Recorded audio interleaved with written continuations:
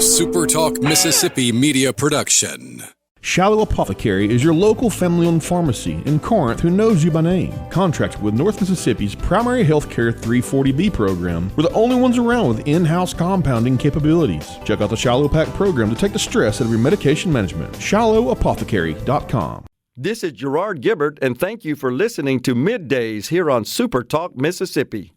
MidDays with Gerard Gibert is on the air. MidDays with Gerard Gibert is powered by C Spire. Power your home or business with C Spire Fiber. To learn more, visit supertalk.fm/C Spire. C Spire Fiber powers SuperTalk Mississippi.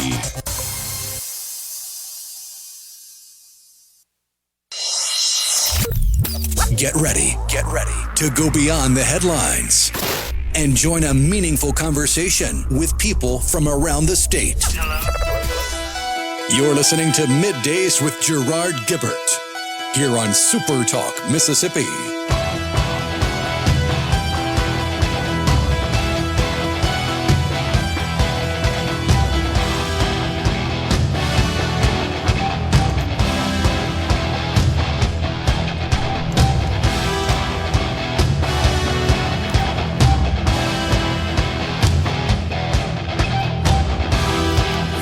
Good morning, everyone, and welcome to MidDays, SuperTalk Mississippi. I'm your host, Gerard Gibert, along with Rhino in the Element Wealth Studio, guiding you through the middle of your day with facts, fodder, and fine music. Morning there, Rhino. Howdy, howdy. Well, it's tax day across these United States. Send that money up to the United States Treasury so they can use it for things like drag queen shows in Ecuador.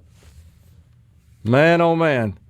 I think most people would be okay, for the most part, with sending money up there to Washington if they felt like they were getting the full value proposition for their hard-earned money. So, due today, this is the big old day, April 15th, at a minimum, couldn't we claw back some of the craziness? So the last couple of days, the White House has provided the Congress with a list of spending items that it would like to see clawed back, previously approved spending. Now, this gets a little dicey when you start talking about spending that was appropriated in a duly process,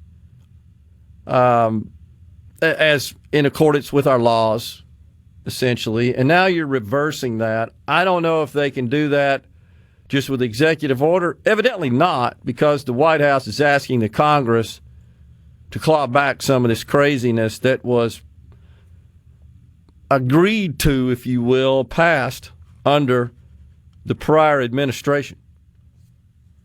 So, again, if it was duly enacted via law, one would think you'd have to reverse it with law. If it came about because of executive order, it would seem to me you could reverse it with executive order. But the fact that the White House is requesting that the Congress, I assume, incorporate this into the one big beautiful bill. I think the other iteration there is Congress could pass a law to override an executive order. Sure, absolutely. So, but it doesn't work the other way around. Well, the difference, of course, is that it would be more permanent in nature, in that the next president couldn't just, with the swipe of a pen, reverse all that, roll it back. And it does seem like we're playing executive order ping pong, does it not? I still submit that really got a lot of traction with Barack Obama. That's my view. Now, I haven't actually looked at the number of executive orders passed under the various presidents. I think this president now has set the record in terms of the number passed in the first 90 days. Most of that involved rolling back, reversing, rescinding orders passed by the prior president, who was totally clueless.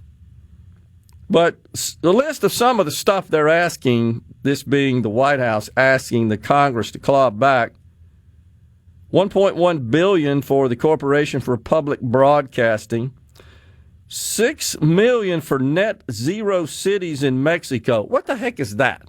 Is that like carbon emissions or something, you think?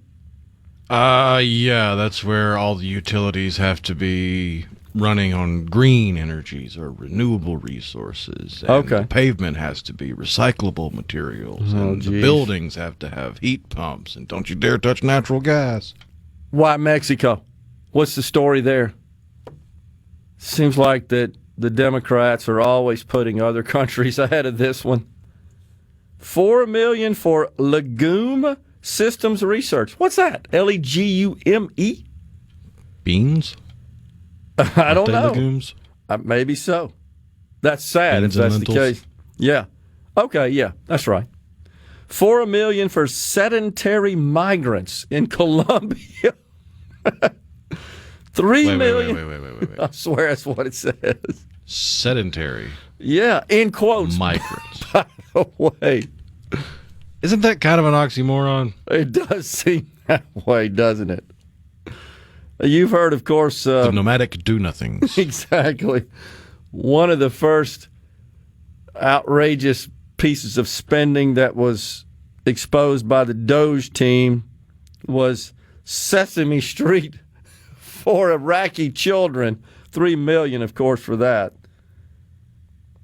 Oh, of course, you got to have the obligatory Well, one. the craziest part of that is that's just the latest iteration. There's like 80 different Sesame Streets. Oh, gosh. And Okay. the vast majority of them have at least, or had at least some funding from American tax dollars. Let me guess. The latest is totally woke. Oh, I haven't watched it. I just know that there are multiple iterations in multiple countries, multiple languages. I bet it's pushing a Democrat message, an agenda that really centers around, of course, the three pillars that underpin Democratic ideology these days. That's climate and race and radical gender ideology. That's their gods. I mean, I'm sure they've tried. I'm just having a hard time wrapping my head around Big Bird preaching DEI. $1.16 million for programs to strengthen the resilience of lesbian, gay, bisexual, transgender, intersex, and queer global movements. $1.16 million. What does that mean? Strengthen the resilience. $1 million for voter ID in Haiti. Yet we oppose voter ID in this country. Wrap your head around that nonsense. It's impossible. $900K for building a greenhouse gas calculator. $750K. This is straight from the White House. I'm not making this up, by the way. $750K for reducing xenophobia in Venezuela. $500K for electric buses in Rwanda. Oh, that's what they need. They can't eat, but we need electric buses. 66,000. I don't get this one. This is what it says, though. $66,666. It's kind of notable that it's all sixes there. For feeding insect powder to children in Madagascar. $33,000 for being LGBTI. I guess that's intersex, the I, right? That's your favorite. In the Caribbean. And finally, $8K for promoting vegan food in Zambia. Oh, my gosh. You absolutely can't make it up. So all that amounts to $9.3 billion. And the I'm White just trying House. to figure out who the Venezuelans hate so much that they had to have all that money to fight xenophobia in Venezuela. I didn't know that was a problem in Is Venezuela. it the Bolivians? Is it the Chileans? What about the Ecuadorians? I don't Is that who know. we were trying to protect? Today is filing day. Now, the IRS, by the way, estimates that there are about 1.1 million Americans missing out on their 2021 tax refunds because they haven't filed their taxes. 2021. And what's notable about the year 2021 with respect to taxes is that you're also entitled to a $1,400 helicopter money stimulus check from the federal government. If you haven't already received one, it's not too late for eligible people to meet the deadline. They started sending out about $2.4 billion to 1 million taxpayers, $2.4 billion for recovery rebate credit checks that had not been claimed back in December. This is a perfect example of how politics has poisoned the well of public good. Because it would be politically dang near impossible to just cut that off. Just no more going out. That was to help you during lockdown. It's been a minute since we've been in lockdown. Yeah. We don't need to send any more of that out. All right. But it doesn't matter which party that came up with the idea to just cut that off. Oh, my goodness. It's the end of the world. Well, according to the IRS, if you don't file for it today with your 21 return, it becomes the property of the United States Treasury. So you're doing your part to trim the deficit by the amount of money outstanding for these stimmy checks. The money that they just drop out of helicopters is about $1 billion in unclaimed money, according to the United States Internal Revenue Service. We've got Stephen McCraney, Executive Director of MEMA, on middays at 11:05. It's Professor Stephen Skultety at 12:05. Stay with us.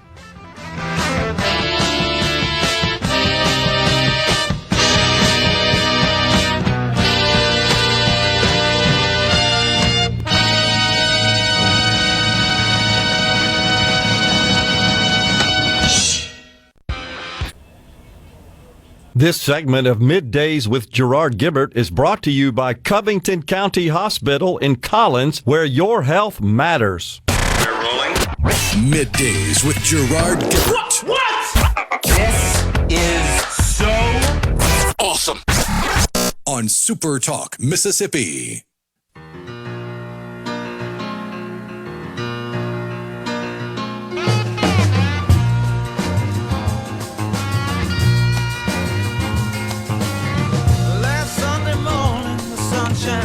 Welcome back, everyone. It's Middays, and we're live in the Element Wealth studio today. It's tax day 2025. We were just talking about that. By the way, the IRS is, the Treasury is reporting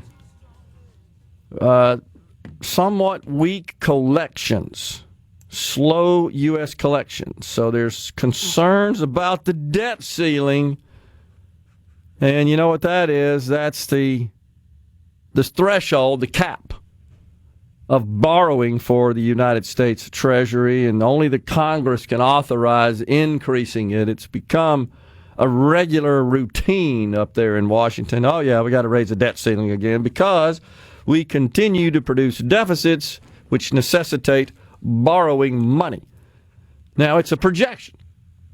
All the smart folks in Washington that deal with all the money that the Fed collects and pays out in the Treasury, the Congressional Budget Office, and all the other agencies involved in that, they project when the government is going to run out of money and no longer has any available borrowing on its balance sheet, in its credit section of its balance sheet, if you will. It's kind of like your credit card and any outstanding balance you have on your credit card account and available to borrow.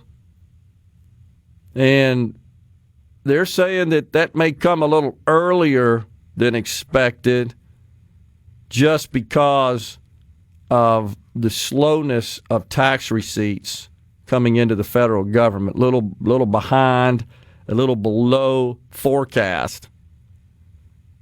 Interestingly enough, the U.S. Treasury has on hand about $207 billion. Actually, on March 26, it had $207 billion of so-called extraordinary measures left to continue to just meet their financial obligations. The cash balance actually dropped to $281 billion. Now, I haven't checked in a while, but I have actually made this statement numerous times in speeches. I'm going to ask you to check for me if you can, if you can get to it quickly, Rhino, is the cash on Apple's balance sheet. Because I have found cases where historically, and I mean recently historically, it's nothing new, it's fairly routine, Apple has more cash on its balance sheet than does the federal government. So right now, the Treasury's cash balance last Thursday, $281 billion. I bet Apple's is close to that. I just find that rather interesting that a single private company has got as much cash available to it as does the entire federal government. That just shows you what kind of financial condition our federal government is in. They're not doing as hot as they were in 2022, 2023. Okay. Where in November 2023 they had $162 billion in cash on hand, okay, which was down from the previous quarter. But now you fast forward to the latest readily available I've got is end of last year, so it's not that old, but it's still December 2024, Apple reported having $53.77 billion in cash and cash equivalents on hand. It's down. But yeah, it's down a lot since they were 180, 200 billion. But what you can't tell without doing a whole bunch of research is that may not have anything to do in it with profitability and cash flow, which is a different side of the financial statements, but rather they could be investing a lot of that cash in a new plant and equipment, stock buybacks, other big uses of cash. Bottom line is it not just a little bit disturbing that the federal government has got $281 billion of cash sitting on the balance sheet in a $7 trillion budget? Think about Apple when they had 150, whatever it was that you mentioned, and Apple's a company that does about $425 billion a year of sales. And they got almost that much money sitting on their balance sheet in cash. It's incredible. They're a cash-generating machine because we love our smartphones. You can't say anything else but that. The enormous value they have produced for society. And certainly we're willing to part with a bunch of our money to buy what they make. I just found that interesting. The other thing is, just thinking about it being tax day, and we all get upset, me too, about sending our money up there to Washington to be used on some of these stupid uses that these programs that we read out to you, shared with you in the earlier segment. Just nonsense, crap, nonsense, just absurdity. And by the way, there are no line items in the budget that say drag queens for Ecuador and Sesame Street for Iraq. Rather, it's these programs that are funded. Unfortunately, the agencies have way too much latitude with that money. I mean, that's what we're finding out. And they just do whatever the heck they want to with it. And often it's to advance these ridiculous political type what they deem to be social justice causes. But I guarantee you, if you keep looking, and I think we've seen some of that money ends up back in the pockets a lot of those people involved in this, including members of Congress. So we've seen it through these NGO. The whole NGO structure is sick. It just is. They're just all slush funds. And all of this is possible, this is where I'm going with this, because there's no limit to the money available. We just print more. We just borrow more. It's not like, guys, I'm sorry, we don't have it. Like you do in your household. We just have to do without that. No, they don't ever have that problem. They never encounter that. Oh, it's going to create a $2 trillion deficit. No problem. Just a couple of buttons up there at the Fed, which instructs the Treasury to produce more, and boom, it's on the balance sheet. There you go, more money to spend. That literally is how it happens. And that's why we're sitting on a $36 trillion debt. So the latest Treasury report came in last week for the month of March. First 6 months of the year, $1.3 trillion deficit for the first 6 months. If you annualize that, just simply double it, $2.6 trillion deficit this year. $2.6 trillion in a $6.8 trillion budget. That is insanity. Just to think about how we run things. But anytime you hear this language, the comment, it's just ridiculous that we're spending hard-earned taxpayer money on these various purposes. And they're not even purposes. They're just someone's ideological dream, if you will. Just keep in mind that it's only covered about 60% by your taxes. The other 40% we're borrowing. 40%. So when it comes to drag queens in Ecuador and Sesame Street for Iraq and strengthening the resilience of LGBTQIA and all that other stuff, 40% of that's going on the debt tab.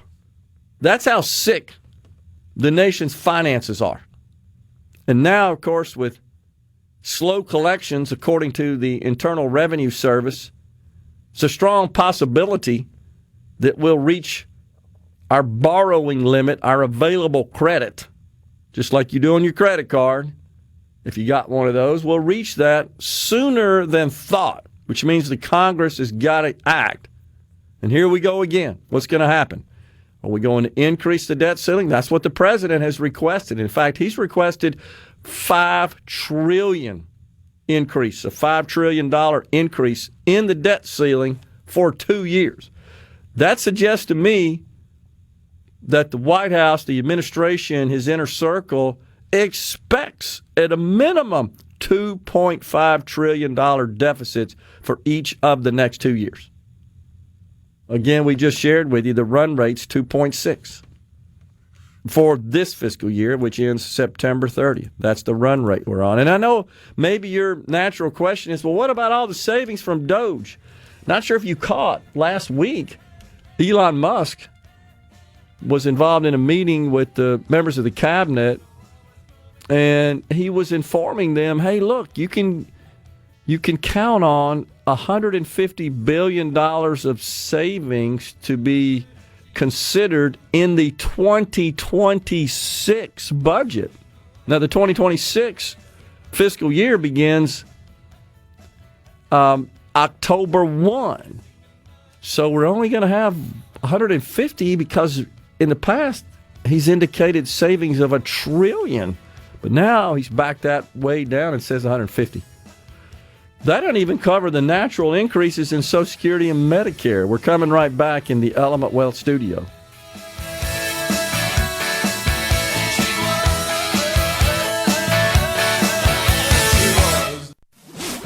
Attention, adoring fans! It's time for Middays with Gerard Gibert on SuperTalk, Mississippi.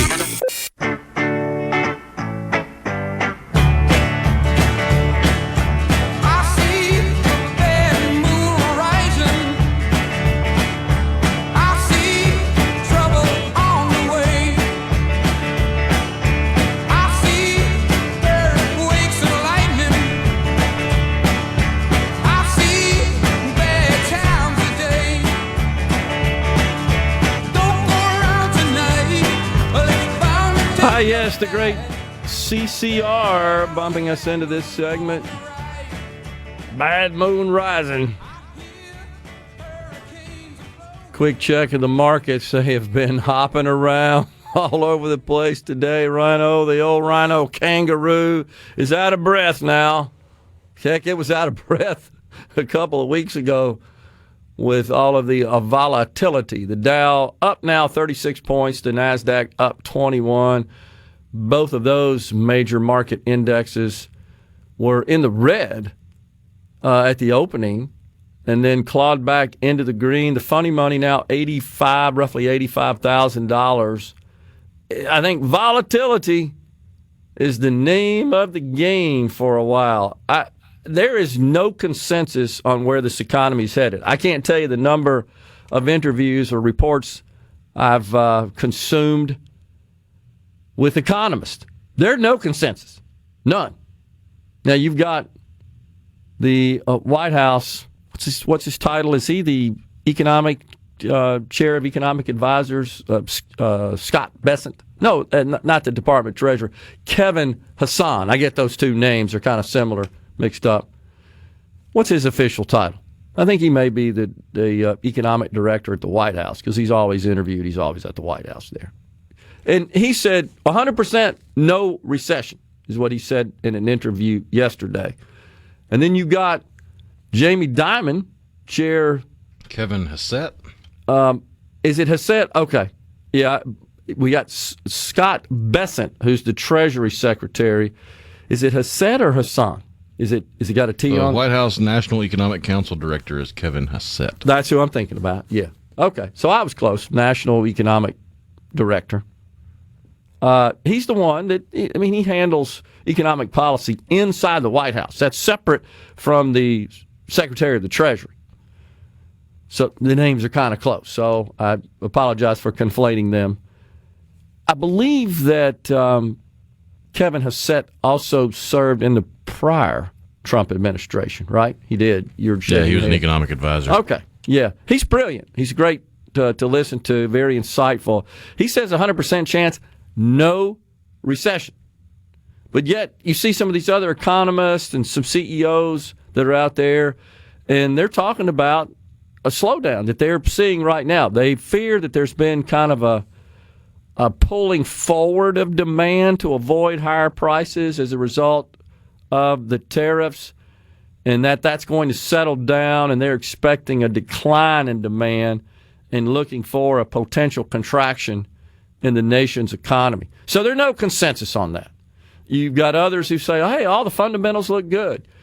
Strong employment picture, earnings are okay. I think it was Bank of America announced today. We had Citibank yesterday. They both came in with double beats, which is very encouraging. It's just not clear how that plays out into the future, though. And that's where there are some concerns. But tax day with collections being a little sluggish is certainly a concern, I submit. And it is, of course, a day you should remember that every Democrat in Congress voted to raise your taxes. Man, if the Republicans don't capitalize on this, and what we mean by that is the budget resolution, the framework for the resolution, and that's something we should point out. What passed was not the detailed bills, but rather a framework. That's how they handle it procedurally. Let's all agree to a framework, and all that really says is, okay, we're going to cut taxes by this much, and we're going to cut spending by this much, and maybe we dig into the spending categorically a little bit, and you guys go figure out all the details. Send you back to your committee meetings. Of course, they're all home right now for the Easter break. Won't be returning until, I think, the 28th, if I'm not mistaken. Rhinos when they get back. Now, make no mistake that many of the leaders of those committees they're still working. They're working rather furiously on these measures because the quicker we can get this legislation passed, the more certainty we can deliver to our economy, to businesses in particular, to markets, and we'll all be better off as a result, and I think we'll see some stability. But right now it's a bit up in the air, and there's some stress and anxiety associated with that. And the other thing we got is this debt ceiling to contend with. And the plan is to include an increase in the debt ceiling in that measure. But every Democrat voted against the framework, and the framework, first and foremost, extends the Trump tax cuts. That's the marquee provision of the framework. And every Democrat said no. They never met a tax they didn't like, and they'll contend, well, all the tax breaks go to the billionaires. It's just complete horse hockey. And in fact, if you ask the question to the public in general, the Cato Institute just did this about extending the 2017 tax cuts. When you tell people, hey, your taxes are going up if this isn't enacted and renewed and even better yet, made permanent, well, it turns out that 85% support extending the tax cuts. 57% say make it permanent. That's a majority. 28% say temporarily. 15% side with Bernie Sanders and AOC. They got their tour underway, don't they, Rhino? Fighting oligarchy. Interestingly enough, I believe that your favorite senator, I say that with tongue in cheek, Bernie Sanders, is being compensated for his appearances. How dare the socialist get compensated? It's a true story. What are the odds he's flying on a private jet? More than likely. Yeah. Which, by the way, is fine with me. It's not with him. These are the people who constantly tar and feather and smear anyone who flies on a private jet, not considering the fact that there is an industry associated with private jets. There are a lot of people that make pretty good livings building and maintaining and supporting and controlling and servicing private jets. Unbelievable. Also, 81% said in this Cato poll, I can't afford higher taxes next year. 74% support tax reform to lower rates and reduce reductions. 71% favor extending the small business income deduction. That's the big one, guys. That is the absolute killer. If this thing doesn't get renewed and that goes away, you're going to see small businesses fail. You're going to see many attempt to raise prices to make up for the loss of that deduction. 61% support no tax on tips. What in the world are you waiting on? Let's get it done. Let's get it done. Well, Congress isn't necessarily known for making common sense decisions. Well, I hope that's changing. That's all I can say. But it is. And it's nothing new. I mean, no, I was too young to remember it, but I do remember going back and learning about it and researching it under the presidency of George H.W. Bush. And one of his key campaign promises and one of his key goals was to make it so much easier to file your taxes if you just had a salary and didn't have any external income. Yeah, that's right. You wouldn't have to file anymore. Simplification. Seems like common sense to me. You know, Papa Bush, of course, famously said, read my lips, no new taxes. And then he raised taxes. How'd that work out for him? Not too well. So all these Republicans, message to you guys that are thinking about creating this new bracket of all income over $1 million taxed at 41%, you should go do a little history reading about how that worked out for Papa Bush, because it didn't. I would disown you from the Republican Party if you voted and supported such a measure. Raising income taxes and only doing it on a certain level of income. You're playing out of AOC's and Bernie Sanders' fight oligarchy playbook there. That's what they're out telling all the socialists with the purple hair and the oversized glasses and the masks on that are just clapping like trained seals. That's what they're saying. You might as well go to their rally. You can speak on their behalf. Yeah, we're with you. Higher taxes. It's maddening. I'm telling you. It's disgusting. Also up there in Washington, there's an antitrust suit going on. This has to be the dumbest antitrust suit in history against Meta, that the parent company of Facebook. I mean, this is laughable that somehow they are engaged in antitrust activity because they went and bought some competitors. It ain't like you don't have a million choices for social media platforms. Give me a break. Quit spending money on this nonsense, federal government. Nobody's being harmed or blocked out of the market because of this. So you could go launch one today. The president even has one. Man, oh man. We're coming right back in the Element Wealth studio. Stay with us.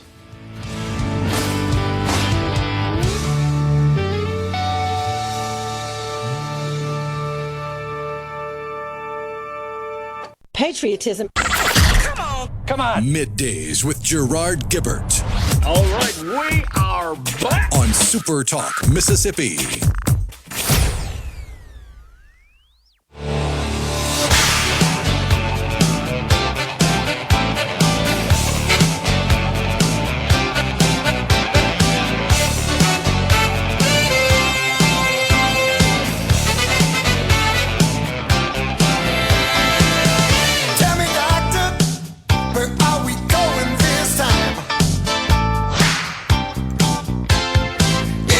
Welcome back, everyone. It's Middays.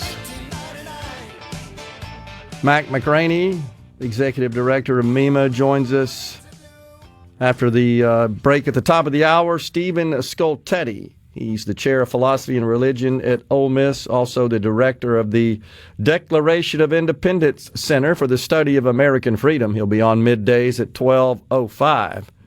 On the C Spire text line, George from Madison County says, y'all are killing me this morning. I just dropped my check off at the post office to the IRS. Louis from the 662 says, last year I got a refund on my federal income tax return. This year, my first on Social Security, I owed $1,100. What's up with that? I'd have to see the details. Not really sure, Louis, but it would have to do with the amount you paid in. I guess one question is, is your Social Security taxable? The tax application of Social Security benefits totally different than normal ordinary income, and really would have to see the details. I hear you, though. Let's see here. Raising taxes on corporations is nothing more than raising taxes on the consumer. Amen to that. Appreciate that. Agree. Most bankers talk down their book in the economy to lower expectations going into their quarterly report, just what I've observed throughout the years. Yeah, that can be dangerous, though. You sandbag too much, and then you start to lose the confidence of the investment community. I really haven't seen that out of the big banks. J.P. Morgan, Bank of America, Citibank, Goldman Sachs. I really haven't seen that. I think J.P. Morgan's the best banking CEO in the country. Jamie Dimon of J.P. Morgan, pardon me. Yeah, J.P. Morgan was pretty good, too. Jamie Dimon, I think he's extraordinary. And what I like about him is that you don't get the double talk. So many times out of some of those guys, you do get double talk, and you say, what the heck are they talking about? And he's just no holds barred, just lays it on the line. I like that about him. Don't always agree with him, to be honest with you. But I think he's excellent. I really do. Now, I got to tell you, Rhino, I'm mad at myself with respect to my taxes because I got a fairly significant refund. And that kind of makes me upsets me because I don't want a refund. I don't want the government using my money. And I and my CPA miscalculated that, and that's fine. It's no big deal. So I'm using the refund to pay my estimates for next year.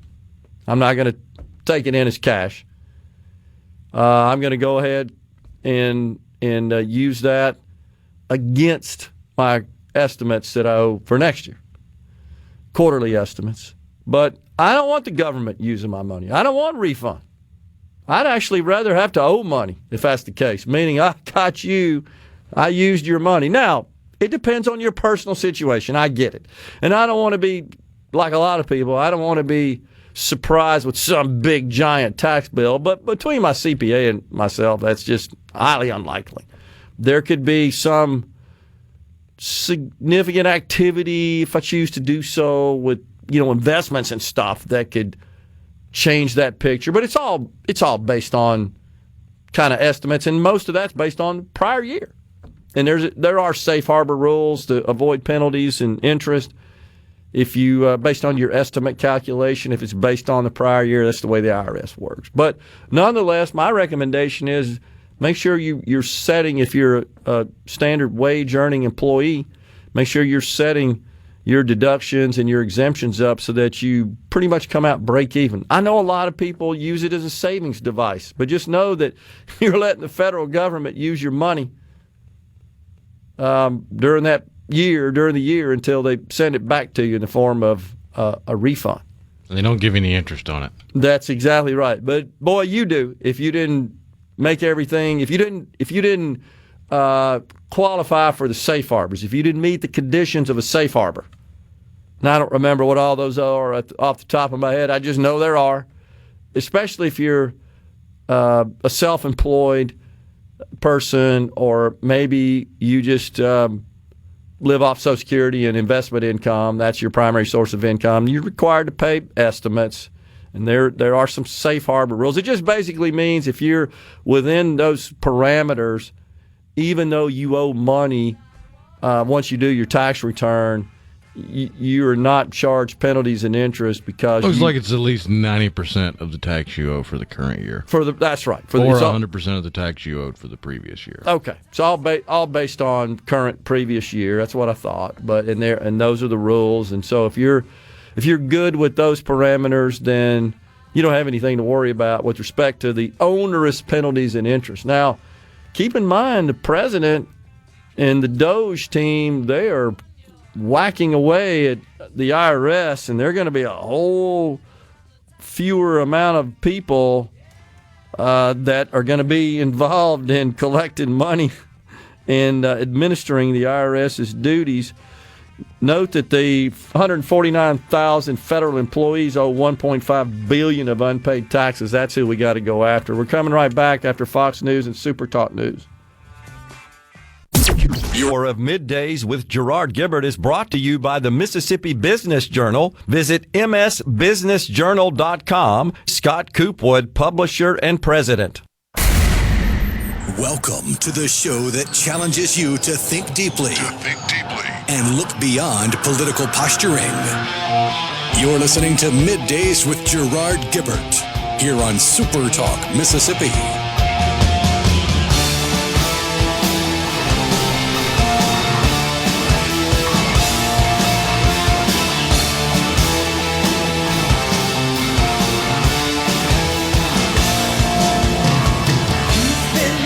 Welcome back, everyone. It's hour 2 of Middays. We're live in the Element Well studio. We appreciate you joining us today. It's our pleasure to welcome now Stephen McCraney, Executive Director of the Mississippi Emergency Management Agency. Stephen, Mac, always good to see you, sir. Thanks for coming in today. Hey, great to be here. So give us an update on what's going on with respect to some portions of the state of Mississippi, specifically Walthall County, which was recently ravaged by severe storms that went through the area. Absolutely. It appears that we're still waiting for some federal disaster relief funding. Is that right? That's correct. We ended up having about 20 counties in that actual disaster that came to the state, March 14 and 15.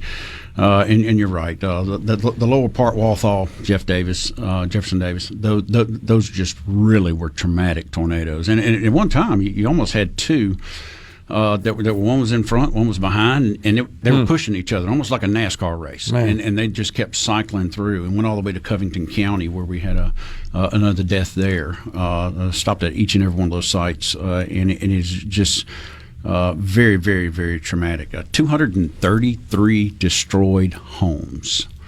That's a significant amount. In over what area? And that is 20 counties. That's Walthall, Jefferson Davis, Covington. You get up into even up in North Mississippi. So we almost had the track of the Easter tornado in South Mississippi, and then we had the track of the Rolling Fork Emory tornadoes. Yeah. At the same time in the state. So we were split. I mean, Task Force 1 had to stay in North Mississippi, search and rescue. 2 had to stay in place because they were trying to go either north or south. And then 3 had to stay down south because we had a lot of activity during that 48-hour period. So we got out. We did all the damage assessments. I can't say enough to the local emergency managers. I had Adams County would jump over, Covington would jump over and help somebody else, just getting those initial numbers down. And in our new program that we've got, Crisis Track allows the public to take a photo. And so they were able to kind of give us the track so you weren't riding every county road, but we could get those initial numbers out there and done. So 233 destroyed, 208 major. Those are the ones that are really, really hit hard. And then you've got minor and affected. So it's we got our declaration up there probably about 2 to almost 3 weeks faster than we've ever done. Okay. And that's because of the teamwork with the local emergency managers jumping in to get those initial assessments done. Then MEMA has to come in and we validate it. Then we call FEMA, and in 24 hours they're on the ground with us, and then they're doing the final joint PDA look. So we were able to do that. get with the utility companies.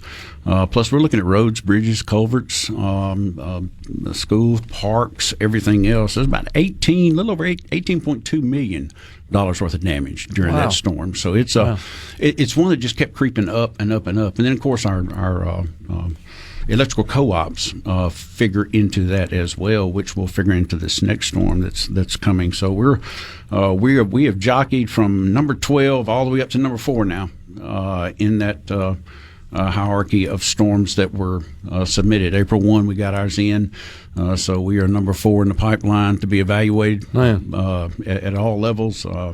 FEMA Region 4 supported us greatly.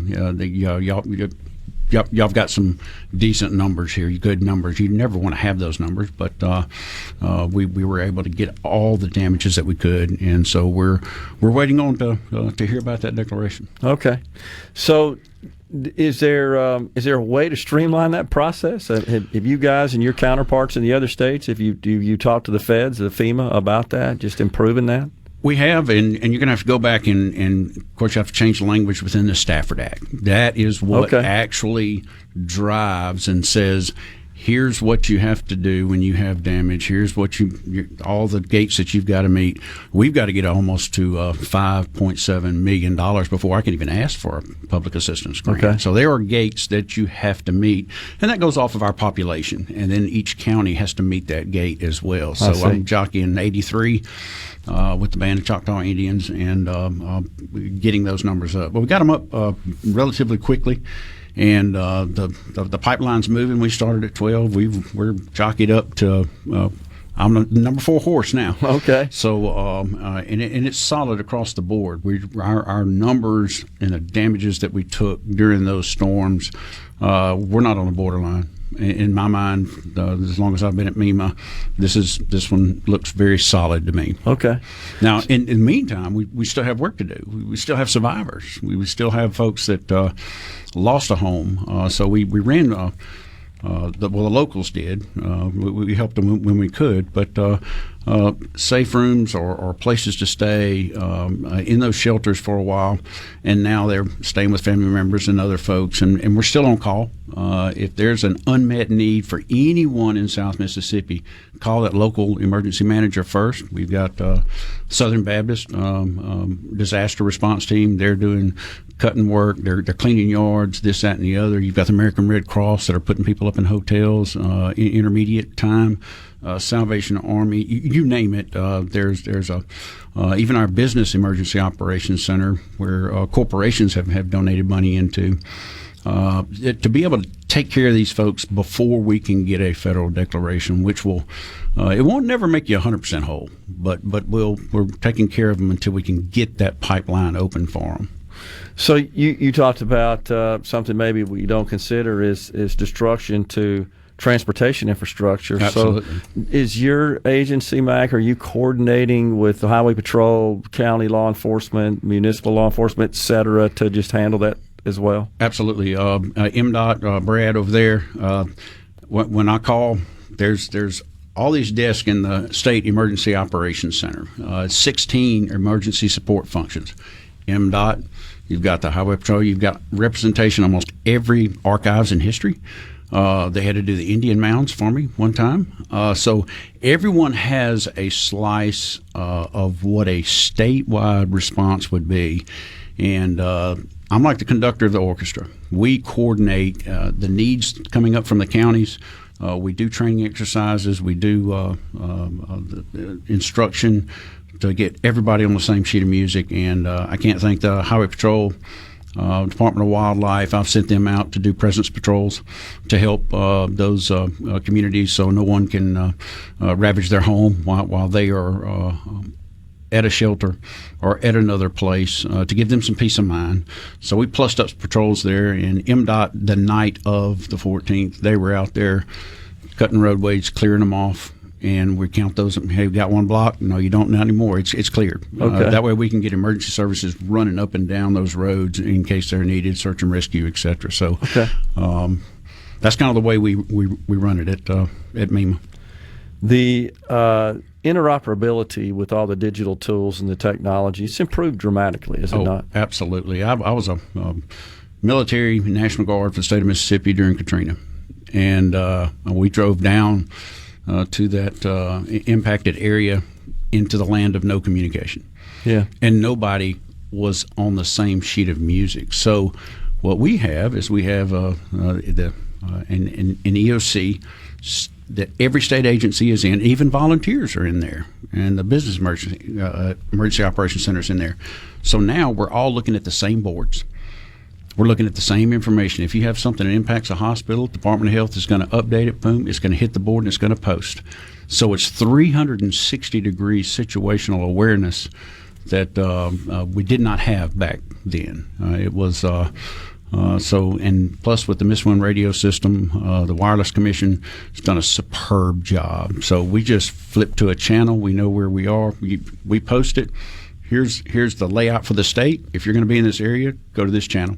Talk to anybody there. Everybody's listening. So it's the crosstalk and the speed at which we're able to respond to notify the right agency to do that thing that they do is it's cut that response time. Well, I'm reminded of the scenes from Katrina, as you talked about. You would see emergency personnel, first responders across all the various organizations and agencies, and on their belt they would have multiple communications devices. Absolutely. It's I mean, like weight them down or something. Yeah. It's you during Katrina you would have a brief out first thing in the morning about 6:30. Okay, then you briefed out at 6:30 p.m. after you went out and did all these things. Well, now as things change during the day, we can redirect real time, or I can bring it. So it's just that they were going out and they would come in and they'd have everything they did written on a piece of paper. And wow, now we just update it. That's awesome. It's automatic. If you can hang around, we keep talking. Yes, sir. Yeah, absolutely. We've got Stephen McCraney. He is the executive director of the Mississippi Emergency Management Agency, also known as MEMA. We're in the Element Wealth studio. Coming right back.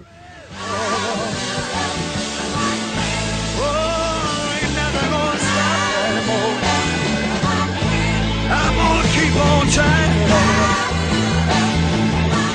Getting high, I'm gonna make it tired, oh Lord. Gonna get by with my friend.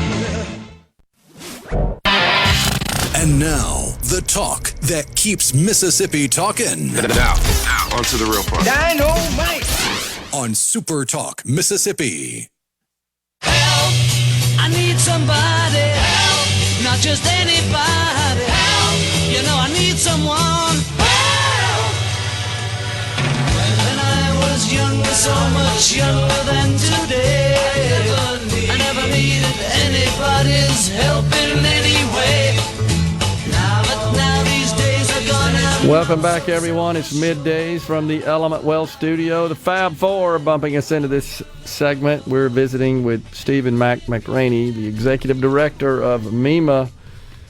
So you were just telling me off the air, you're still dealing with really two big areas of the state that were affected. You got right. The north and northeast, I think, in particular, and then southwest. Right, and the storms that came through the 14, 15 March and the ones that came through 2 through 6-ish April, they went to the same places.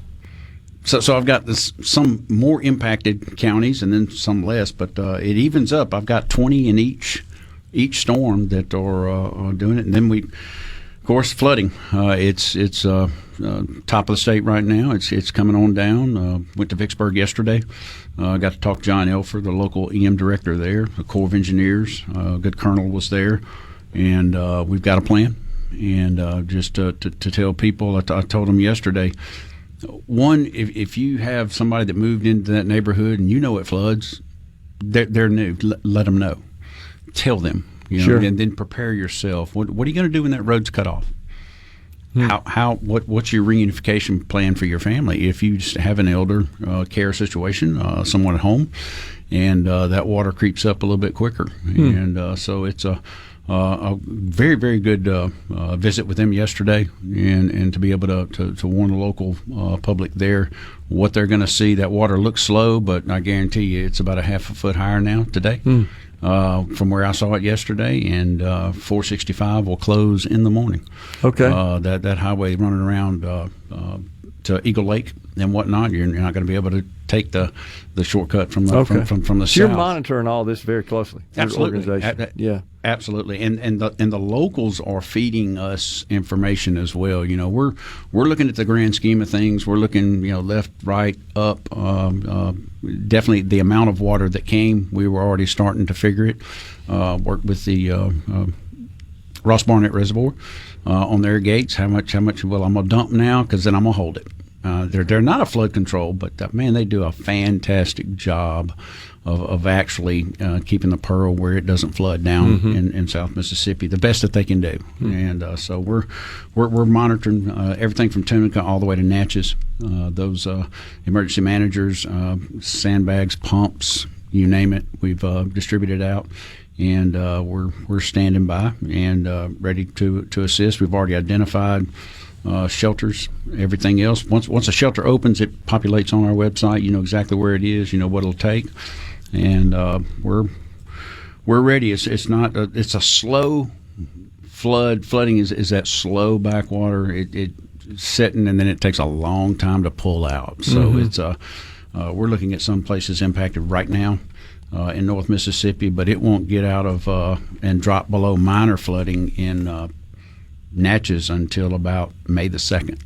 To what extent do you coordinate with third-party, not-for-profit organizations such as Red Cross, and there are numerous others as well? Oh, absolutely. They are a part of the team. And as we've developed our Business Emergency Operations Center, all of our NGOs that come in, Salvation Army, American Red Cross, 7 Days Hope, you name it. I mean, we have folks that are great roof builders, and they'll come in and donate all of their time if we just put supplies on the ground. They'll come in and evaluate it, and they'll tell you what you need for each house, how much drywall, how much this, how much that, and do a drop shipment, and the next group comes through and gets it done. So we're definitely. They are the glue that sticks us all together, whether you're a local EM, city, county, state, or Fed. We don't do it all. The government does not do it all, but that nonprofit organization that comes in, and the Cajun Navy did a fabulous job in South Mississippi. I watched where they bought a young couple, husband and wife in their 20s. They bought them a house, put it on their property. Their truck was destroyed. They got them a car, and the little couple was just so. We're homeowners now. We're not renting. They bought the land, the house, and a car, so I get them back and forth to work. Wow. And that's what giving. Yeah, and that's what they're known for. And those groups can move very nimble. The government, we have we got to do this, we got to check blocks along the way. Of course, I kind of like put a strike through all of them at one time, so we can go fast. But they feel the biggest void when we have a natural disaster. How has working with FEMA changed under the new president, if there's been any noticeable change? As far as our processes, how we prepare, how we get ready. When I called Region 4 and I said, look, I'm probably going to need a debris, a joint damage assessment team. This was a Friday. I really need to kick it off. I'm getting my last numbers in Saturday, and I really need them here. They'll travel Sunday. You'll be ready to go Monday. I mean, there's no delay at all. Now, there's the views are being looked at. They're looking at all the programs. They've pulled a few grants back to pause them, to evaluate them, and then they're bringing them back out. And they've not changed much. So it's the support I've gotten out of my region, out of Atlanta, Region 4, I call it the Southeastern Conference of Disasters. It's everybody in the Southeastern Conference almost, except for Texas and Louisiana. So our back and forth, all the things we do, floodplain management, the mitigations offices, the public assistance, the individual assistance, and the response, we've not missed a glitch. I've still got 7 members from FEMA that are within my organization. and they're specialists within those areas, and so they're able to relay information back up sometimes quicker than I do because I'm focusing on a problem, so I'm not going to tell them what I got. I'm attacking that problem. So right now we haven't had any hiccups or any big changes in the way we do business. Do I think it's going to? I think all federal government's going to change, and I think there's times where MEMA looked inside of itself, and we morphed because you have to. Technology, the way you do business, survivor centric, doing a task, and so we had to get better. We had to get refined, and COVID actually made us super nimble. We really embraced where you are with your computer in North Mississippi, South Mississippi, you're working. And it's no more day trip, come back, write up your notes. Write your notes up while you're there, get to the next one. We're going to be working on it back at the office because you've already sent it to us. It was done right then. So I think there's a time for a lot of federal agencies to do that. The state has yet to adopt a budget for fiscal year 26. Is that having any impact on your organization? Not. I've got money till June the 30th, and I'm probably the only agency, rightfully so, that has a disaster trust fund. I can tap into that with these disasters that we've had. I can augment with the Highway Patrol, pay that overtime, put somebody out there that's needed. Department of Health went out and did TDAT shots during the storm area. So you got a reserve for that. So we've got that, and we've averaged that out. It was one of my main goals when I got here is to say, well, how much do you need in that disaster trust? About $8.5 million. That is about a year for me, a normal disaster type year. Okay. And we've had that. I can actually increase it if needed. I have to tell the governor, lieutenant governor, and the legislature anytime I add funds to it, but I have a certain amount that I can. So we're one of the few states that's very flexible in that manner, and I'm very thankful that we have that option because we're going to keep running. You can't. Survivors are out there. You've got to move. You've got to take care of them the best you can. Yeah. Your organizational structure and staffing, how you doing there? Doing well. I think I've probably got 8 openings, and that's probably the norm. We've got about 180-ish on board right now, with the ability to bring in contractors if I have some heavy lifting to do, because that's like a one-off. You bring in somebody that does like a 2 or 3 week job and then say goodbye. I might not need them for 2 years. So we're very fine-tuned that way in that we've got the staff with a lot of experience, and we do have turnover because FEMA and others they like my employees, and so they can pay them more. But we've got some great Mississippians here that have been with us since Katrina. They lived through Katrina. I'm thinking of 2 right now that I met them my first day at work in 2016. I'm like, why are you here? She goes, why are you here? Oh, okay. It's because they lived through it, and it's their calling, and they do it right. It's the kind of folks you want. So that is no doubt. Yeah. Mac, appreciate you coming in, man. Yes, sir. Thank you. Good interview. Stephen Mac McCraney, Executive Director of the Mississippi Emergency Management Agency, has been our guest on Middays in the Element Well studio. We're coming right back.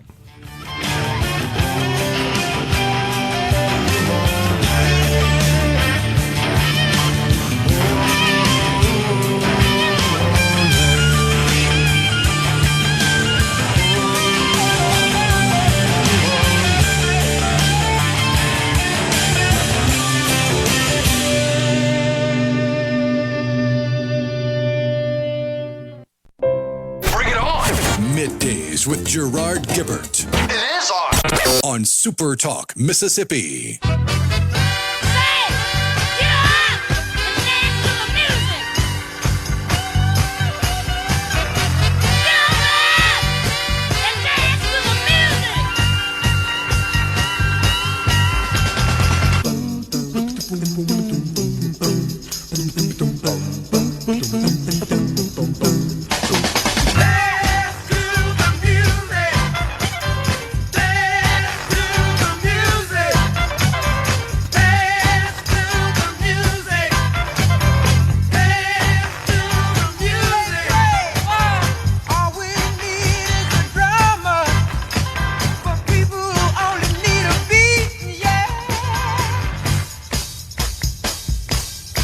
Little Sly there bumping us into this segment. Thanks for that, Rhino. For fiscal year 2025, that's the one we're currently in, the U.S. government is projected to spend $952 billion on interest payments on the national debt. In terms of categories of federal spending, that would be number 2 behind Social Security. $952 billion on interest. That's 3.2% of GDP. That's expected to rise to 4.1%. Now think about that. GDP is going to continue to increase, and so is interest, and so is interest as a percentage of GDP. Interest payments over the next decade are projected at $13.8 trillion. That's remarkable. That's 1.3 trillion per year on average of interest. And what's crazy is we just borrow money to pay the interest and go deeper into debt. Really is incredible to think about it. Just how broke the entire fiscal situation is at the federal level. Here at home, we're waiting to hear an announcement about a special session where the lawmakers head back down to the Capitol in Jackson to hammer out a budget for fiscal year 2026 here in the state of Mississippi. The governor posted on social media earlier today. Today is Income Tax Day in America. This is Governor Tate Reeves. Millions of you are paying trillions of dollars of your hard-earned money to federal and state governments. But in Mississippi, you are paying less today than you did last year. And you are going to pay less next year than you do today because Mississippi is headed towards a zero state income tax. It's somewhat striking how folks in Mississippi come down on this reform. I mean, there doesn't appear to be any consensus that I can see. And it's amazing, I guess, how sort of short-term oriented people are. But we shouldn't be surprised at that. I think that's just kind of human nature. Here's one that says, I will tell you that over 40%, this is a comment on the post, of Mississippians do not pay state income tax. So as actual taxpayers should not have to fund the government alone. If you put it on gas, this is kind of poorly structured language. I'm reading it as is. If you put it on gas, then almost everyone pays in the tax. It is giving us a break from being the only ones contributing to the taxpayers should. That's what it says. No, we're not. You raise taxes in other areas that didn't need to be raised. Do well with the revenue you have. For those of us laughing, I live in Tennessee. No state income tax. Yes, taxes are put on gas and food, but it's so nice not to have to worry about paying state income taxes. Embrace it. It's great. Interesting. No state tax for Mississippi is a joke. Even the news said it would take 10 years to happen. 14, actually. 10 to 15 states plan. 10 to 15 years plan is just pathetic. It should not have taken more than 5 years. Mississippi representatives should have done better, but they were too busy being deep state politicians. Tax billionaires like they were taxed in the 50s and 60s. Well, what are the chances that that person might be in attendance at one of the fight oligarchy events there, Rhino, that, of course, are being held across the country, headlined by Bernie Sanders and Alexandria Ocasio-Cortez, a.k.a. Sandy from Westchester. Man, oh man. It's National Tax Day, not just state and local. Another person to the tax billionaires says, yeah, there are only 750 billionaires in the entire country. We have politicians blaming the billionaires for not paying taxes while they take the billionaires' money for their own campaigns.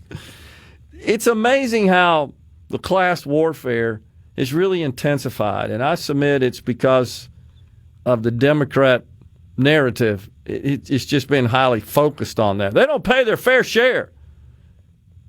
They're wanting to cut spending to pay for tax cuts for the rich. All of that's just complete nonsense. Incredible. How about this one, Rhino? If billionaires were forced by law to pay the same portion of their income in taxes as regular folk do, the country would be so much better off. Can you talk to your Republican friends about this? This person is misguided and not very good at math. What do they mean? How would it be better off? That's the question. Like, you want to go shake down the more economically successful in society to pay more to the Treasury. For what exactly? Drag queens in Ecuador? More of that kind of garbage? More of that sort of money laundering through NGOs back in their pockets? Exactly what? You see, that's the problem. Like, what value are you providing government in that respect? None of these would say anything about just general improvement in the nation's economy.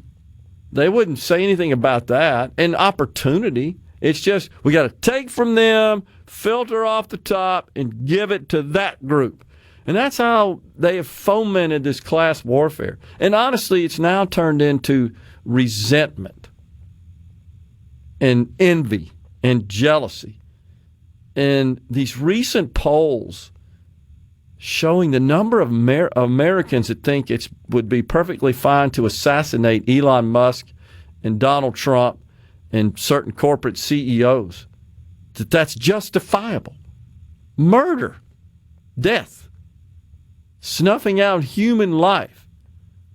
Rhino, I sent you a little sound and to just illustrate how outrageous this is. Taylor Lorenz was on CNN, and she did an interview with this really bad CNN reporter, and she's defending the Luigi Mangione murder of the United Healthcare CEO. We got some sound here?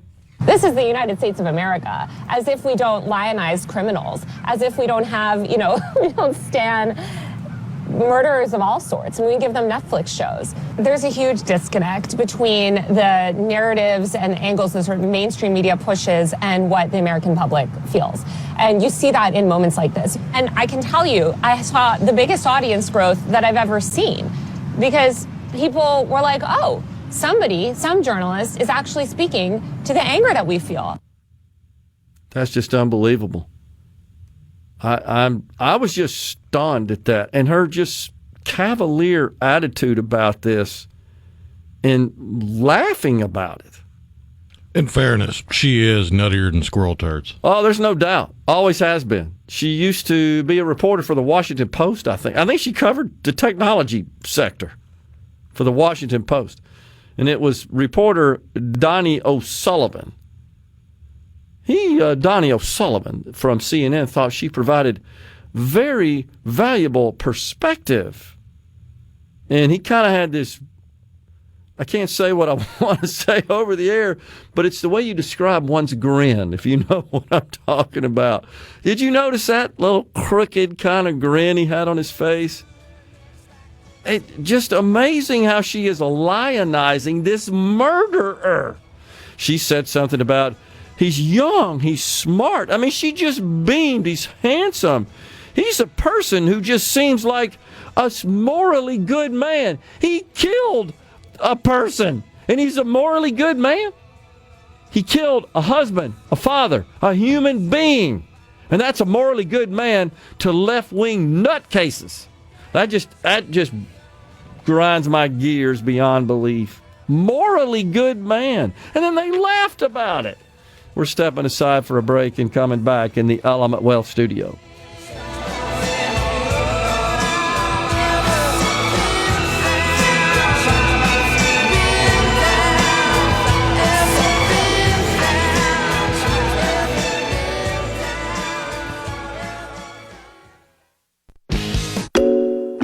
You know what that means. Middays with Gerard Gibert.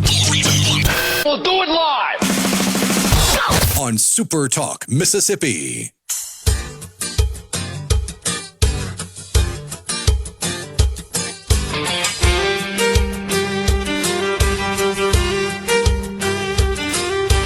We were all down at Margie's bar, telling stories if we had one. Someone fired the old jukebox up. The song it sure was a sad one. Teardrop rolled down Bubba's nose from the pain.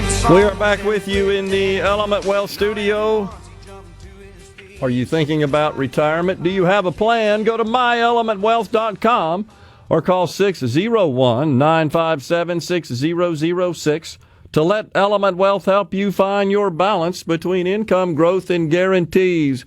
The old market kangaroo still hopping around. The Dow up 49 points at this moment. The NASDAQ also in the green, up 32, as are the other indexes, the Russell 2000, the S&P. 10-year Treasury yield down to 4.3 today. The funny money up, nearly touching 85,000. On Wednesday, Middays is going to be at the grand opening of the new Ace Bolt and Screw location in Gluckstadt, Madison County's new commercial industrial superstore. Ace Bolt and Screw features the brands the professionals expect to find: DeWalt, Milwaukee, Gear Wrench, Klein, Diablo, and many more. When you're looking to get the right tool to get the job done, look no further than Ace Bolt and Screw. Locations in Jackson, Tupelo, Richland, Greenwood, and now in the Gluckstadt area, north of the city of Madison in Madison County, just south of Canton in Mississippi, is doing quite well. I've heard reports of lots of new business permits being applied for. So, thriving area in my home county of Madison. So, a friend just texted in and said, what about taking the same approach and snuff out those who are not adding to society and that are just merely drags on society? Wouldn't go over very well, I do believe. And I suspect that the same fools that can find some way to rationalize and justify homicide of Elon Musk and Donald Trump and others, heck, now even the Democrats are subject to it. Governor Shapiro, Josh Shapiro of Pennsylvania. What about that whack job? Oh my gosh! And it's, if you've seen the photos of this person, his name, he's 38 years old. His name is Balmer. Last name is Balmer, and he was hauled back into Harrisburg, Pennsylvania. That's the capital of Pennsylvania. Courtroom for his arraignment. 8 charges: terrorism, aggravated arson, criminal homicide. I noted that there are photos of him being escorted by, it looks like the Pennsylvania State Police, best I could tell. It may be local law enforcement, but it looks like the state police. Yeah, actually, looks like it's police officers, local police. But nonetheless, he's making these faces, knowing that he's being photographed and that he's on video. Like a child making faces. Lives with his parents. He's a mechanic. He's jobless. He's penniless. He was free after making bail for a 2023 simple assault charge. That, according to court's spokesperson, the Harrisburg courts there. He was accused in that case of stomping on his 10-year-old son's broken leg and battering his wife. That's in the police report. This truly is insane. 38 years old. He hopped the fence at the governor's mansion in Harrisburg Sunday morning. He had a bunch of Molotov cocktails in hand, apparently. And he set the residence on fire with the governor, his wife, and his children inside the mansion, sleeping. Now, Shapiro, he's a Democrat. He's Jewish. Just celebrated the first night of Passover. Bomber told the judge he had no income. He'd been living with his parents. And when asked whether he had any kids, his response, I have a lot. But he didn't elaborate. You know, it's kind of hard to imagine this person having a relationship, honestly. Man. The mother of Bomber, she said she went to 4 different police departments for help to get her son, quote, picked up before the firebombing. She said the police officers rebuffed her and wouldn't take action. She tried to literally get them to come cart her son away and lock him up.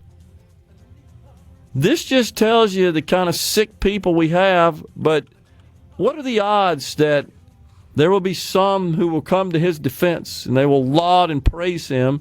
Maybe not because this action was taken on a Democrat lawmaker or elected official, in this case the governor. No, the knee-jerk reaction has been to accuse Republicans of inciting it and not paying enough deference with their I'm so happy nothing happened tweets on social media.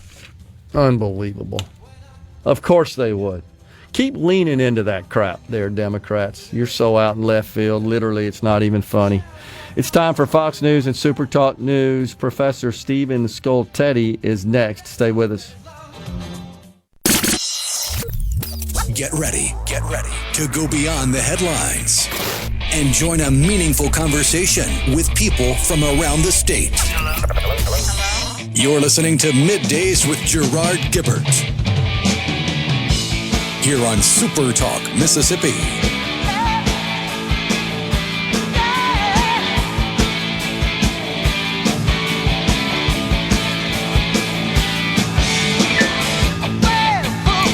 Welcome back, everyone. It is MidDays from the Element Well studio. It's time for Hour 3, the afternoon portion of the program. Thanks so much for joining us. Our guest now is Professor Stephen Skultety. He's a professor of philosophy, serves as the chair of philosophy and religion at Ole Miss, also the director of the not-so-long-ago minted Declaration of Independence Center for the Study of American Freedom. Professor, good to see you, sir. Thanks for coming on. Great to see you again, Gerard. Give me an update. What's going on there with the Declaration of Independence Center? Something that's really a bright spot at our university for our state and our country. Well, thank you for saying that. It's exciting. So students can now enroll for our fall classes, and we've got 3 classes available. First, Freedom Studies 101, Ideals of Liberty and the American Founding, which is kind of our basic introduction class for students to be exposed to the American tradition of ordered liberty. But then we also are offering 2 upper division classes that I think your audience will find interesting. On the one hand, we have a class that's going to be devoted to the debate between liberty and equality. Okay. And how to think about those 2 values, how they can go together, how they're in tension, and the different trade-offs. Then we're going to offer another upper division class on the history of the separation of church and state, and what that tradition actually looks like, and how church and state have related to in our American tradition. Well, this is fantastic. So, Professor, I'm assuming that you may have students enroll in these classes that come down on different sides of these issues, right? Oh, absolutely. I mean, that's a big part of what we're trying to do is to expose students to the complexity of these issues and these concepts. And we want them to see that there's been a very long tradition of debate, even among the people who wanted to conserve, liberty and justice in America. I mean, it goes all the way back to our founding. Our founders had lots of interesting disagreements with one another.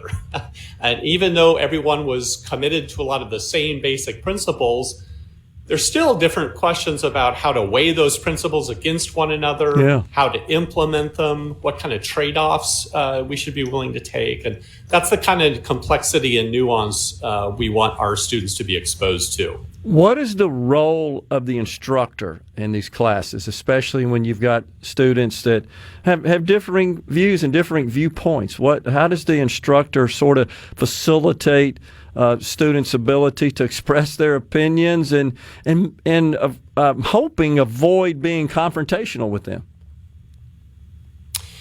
Yeah, there's always this really delicate balance you have to strike as a professor. You want to encourage students to participate and be part of the debate, but you want to make sure that the discussion stays focused on the big, central, important debate, and that you don't end up wasting most of the class time on sort of a very niche or obscure point that isn't kind of advancing everyone's understanding. So it takes a long time to, become a skilled professor, a skilled teacher at that. Sure. Honestly, it is a lot easier to stand up in front of a group and just talk at people. Yeah. The sage on the stage model of teaching. But we really, in all of our classes, we want students to practice conversing with one another and be engaged in debate at a high level. So it's always a challenge. It's never easy to pull off, but we're all committed to that in an important way. Have you found that the discourse in the environment is civil and respectful? Among students, it's always been my experience that it is civil. I mean, students really are interested in different ideas, and they're often interested to be in an environment where they can actually debate with people, where they have confidence that it's not going to spill over into some kind of war of all against all in the classroom. And like I think I've told you before, every like in the fall, I'll be teaching my conservative political philosophy class. And that class always attracts a good number of students who are social democrats, who are liberals, who are progressives. And partly, I think they're curious about the subject matter, but also they can tell as soon as I start teaching the class that I want their voices to be part of it, and I'm interested in getting into a civil debate where everyone is going to come away having learned more than they did when they first came in the classroom. Have you ever encountered situations, Professor, where perhaps two students or multiple students had differing points of view, and one person made the arguments in support of their viewpoints, and they were able to persuade those who previously did not share that viewpoint to align with them? Yes, occasionally that's happened. I think, although that's rare, okay. People are very, usually it's pretty hard to get people to come off of their fundamental priors. Yeah. But it does happen. But that's a long, slow journey. I'm reading Plato's Republic right now with my students in my Plato class, and he thought it took about 50 years of education wow. for people to turn around. So you can't expect quick results. However, the thing that does happen frequently in a class like a conservative political philosophy class is students on the left, having never been exposed to the diversity of thought among conservative intellectuals, they'll be surprised to find that they actually agree with a lot of things. Sure. And they just didn't know that was even a perspective that was out there. And similarly for the conservative students or the libertarian students or the classical liberal students who take my class, they're sort of discovered, defined, how many different views are out there and what a rich debate there is within the conservative intellectual tradition. So in the classroom on present day, how have the talking points and just the conversation, how have they changed with the change in administrations? Well, not too much, although I think now we've gone, I guess, from our conversations have gone more from sort of complaining about decisions that are made to now the discussions are more toward, well, what's going to happen next? Okay. Where are we headed going forward? And this is probably a good opportunity for me to advertise our scholarships students. Every year we offer Freedom Studies scholarships to talented students. And we right now have a cohort of about 18 scholarship students. And we meet with them every week. And we bring in different speakers, or more, I should say, different people with whom they can have a conversation. And we're always trying to kind of get in new conversations with our students about where we're going and how we should think about the sort of future struggles and challenges that we'll all be facing as a country. But I'd say that's the big thing. Our conversations have gone, we have fewer conversations that are backward looking and more conversations about forward looking issues and challenges that are coming at us in the future. Well, good. You would think that would be critically important given the age of the students. I mean, their lives, their careers are in front of them. Absolutely. And, I never take that for granted as one of the real perks of being a professor, is that every year, you're introduced to a whole new set of brand new young people who are facing the future as an adult for the very first time. They're at a point in their lives where they're really kind of coming to grips with how real the debates are and how much responsibility they're going to have as a free and adult citizen in our country. So it's always exciting. I never get tired of being exposed to that. Yeah. Well, how's enrollment going in these various courses? Yeah, good. Well, enrollment just opened up. The window in which students can sign up just opened. And we've already got about 80 students who have signed up right out of the gate. Wow. And we're planning on having, probably somewhere between 150 to 200 students by the time fall semester starts. So we're excited about it. Yeah, it's really good. We got a break right now. If you can hang around, we can continue the discussion. I'd love to. All right. You bet. Professor Stephen Skultety. He's the director of the Declaration of Independence Center for the Study of American Freedom at the University of Mississippi. We're coming right back.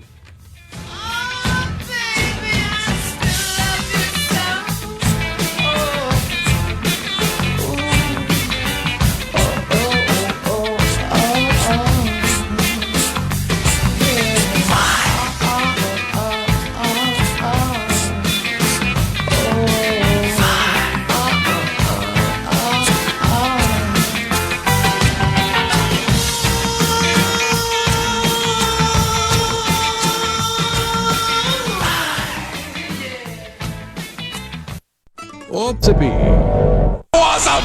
Middays with Gerard Gibert. Come on, let's get on with the show! On SuperTalk, Mississippi.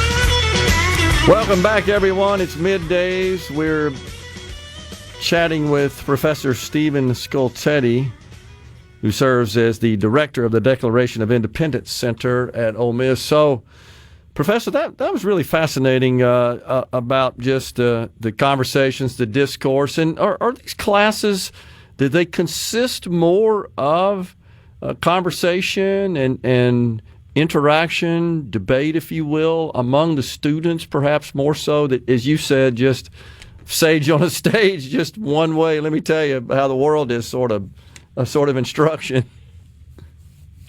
Yeah, I mean, each professor has his or her own sort of distinctive approach, but I would say probably half of the class ends up being devoted to the professor, laying out material and making sure that everyone sees some critical distinctions and understands some basic history and has a basic kind of foundation from which you can have a good conversation.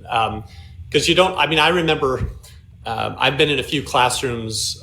When I was in graduate school, I can remember we would come into class and the professor would just be like, "What do you all think?" And then we'd talk with each other the whole time. And then the professor would get up and walk out, and all of us were like, it seemed like his job's easy. So none of us are doing that kind of thing. Okay. And it takes a lot of skill to sort of prep the debate in the right way to make sure everyone, has really learned some things in which then that conversation debate can take place. But exactly where to strike that balance and how to do it, it kind of depends with the content being discussed, as well as sometimes just the different students who are there with you. When you're teaching, you're never just doing the same thing over and over again. You're really trying to focus on the human beings who are sitting right there in front of you and trying to figure out how to draw them out and how to bring them into a new conversation. That really does sort of change class to class, and it just depends who's there in the room with you. Yeah. So update us on this. Presently, there's a minor that's offered, right, by the center. Is that correct? Right. Yeah, that's right. So there's a Freedom Studies minor available at the University of Mississippi. And students can take their minor as a way of fulfilling their graduation requirements. Okay. So, sometimes students will worry like, I can't add, these classes sound fascinating, but I can't add them on because I'd have to do them on top of everything else. I see. But the minor is available as a path toward fulfilling their basic requirements to graduate. So it doesn't have to be taken as just an add-on elective. And part of that Freedom Studies minor are then these Freedom Studies classes that are staffed by the Declaration of Independence Center. Okay. And I should say, Gerard, I want your audience to know that they definitely should follow us on social media one way or the other. We now have a Facebook they can follow us on. They can follow us on Instagram or on X, or go to our website, and then they can see all of these academic opportunities that I'm talking about, as well as our scholarships and specific classes. Is there a plan, Professor, to, apply for a major? And what's the process for that? Yeah, at some point we may build toward that. I mean, I think our goal right now is getting our minor really up, running, and having it kind of functioning really easily. And just we want lots of people to know about it. Yeah. So far, right now my goal has been to get the Declaration Center just up and running. And now I want more people to know about it. Okay. And then once we reach that stage of having informed a lot of people about what we're doing, then we'll start thinking about next steps and ways to expand what we're doing, both here at Ole Miss as well as at other institutions of higher learning across the state. Now, would that require approval from the chancellor, the faculty senate, the governance institution there, and then, of course, I think IHL as well, right? That's right. Yeah. No, these are always discussions that take place over a long period of time. The process of getting the Freedom Studies minor approved here at the University of Mississippi took about 2 years. So, and lots of meetings and lots of discussions. And that's just, that's the way it works. It's just you have to convince people that this sort of teaching, these sorts of intellectual opportunities deserve to be part of the discussion in the higher education in the state of Mississippi. Is there an equivalent in any other universities in the country? Well, there are these different centers and schools and colleges that are focused on what they're calling civics, which is great, right? Yeah, and sure. Our students definitely need a education in civics. But my own personal take on that is that we used to have lots of classes on civics back in the day, and there's a reason there's a reason that all kind of got pushed aside. And there's a reason that all that sort of thing ended up sort of changing in its meaning of what our students were being taught. And I think a big part of the problem is that it's not just civics in the abstract we want to teach, which could mean a lot of different things. We want students to be exposed to the tradition of American liberty that's grounded in a long history of Western civilization and Western culture. And I think it's better to be upfront about that this isn't just a value neutral sort of investigation of abstract civics. This is a pursuit, an academic program, and a way of thinking about things of how can we preserve and conserve this tradition that's made us so successful as a country and as a culture. Yeah. And that's not something that's a very hard thing to understand. It's not a simple thing, but it's also not just so abstract or so neutral that you can't just announce what it is you're fighting for. Sure. So anyway, I don't want to sound like I'm being too critical of all these other great efforts that are taking place across the country.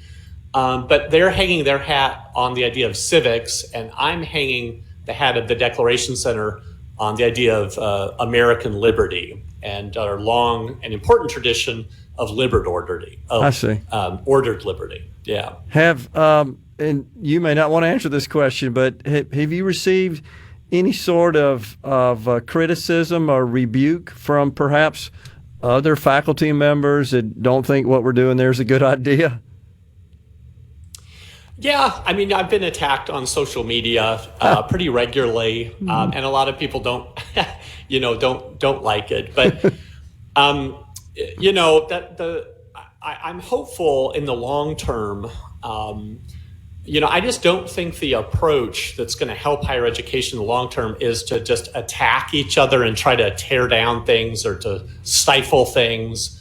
I really think the vision we should have is having a bunch of articulate, interesting people who are ready to be part of a kind of a plural view where there's lots of different voices on a university campus that come in to debate with one another and dialogue with one another. Yes. And I'm hoping people both on the right and the left can see the wisdom of that. And that if higher education loses that, if these are places where there isn't interesting debate, interesting dialogue with truly different voices, no one's going to want to pay for this. If it's not a place where there's robust debate and pluralistic viewpoints, that's the key.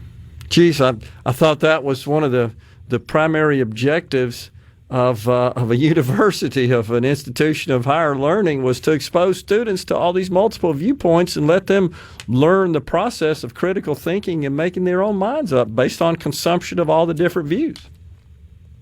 Yeah, no, I think so too. And that was always the vision I had of higher education. And I'm hoping that, conservatives and conservative intellectuals, that they're now ready to start trying to build new opportunities for students. Because, we can criticize the left all we want, but at the end of the day, we have to be offering our own classes. We have to be offering our own curricula. Yeah. We have to be doing the work of giving people new opportunities that weren't there before. And if we're not willing to do that work, we kind of have ourselves to blame in large part for our predicament. But the underlying, we got about a minute left, the underlying underpinning of freedom, I should say, really is that we accept your right to express your viewpoint. We may disagree with it, but we don't want to suppress it. Yeah, that's the starting point. Without that, none of these other great things about becoming an educated person are really possible, because you don't even understand what you're thinking. That's why it's the First Amendment. There was a reason behind that. Yeah, that's right. Professor, really enjoyed the conversation. Thanks so much for all you do there at the University of Mississippi, serving as the director of the Declaration of Independence Center for the Study of American Freedom. Enjoyed the talk there, Stephen. Thanks a lot, man. Appreciate it. anytime. And be sure, and for all your listeners, be sure to follow us on our X account, Instagram, and our Facebook page so you can see all the great stuff we're doing up here. Coming right back. We interrupt this program. Gerard Gibert. Here we go. This is huge. Huge news. Huge news. Huge. You need to listen to this. Middays with Gerard. SuperTalk, Mississippi.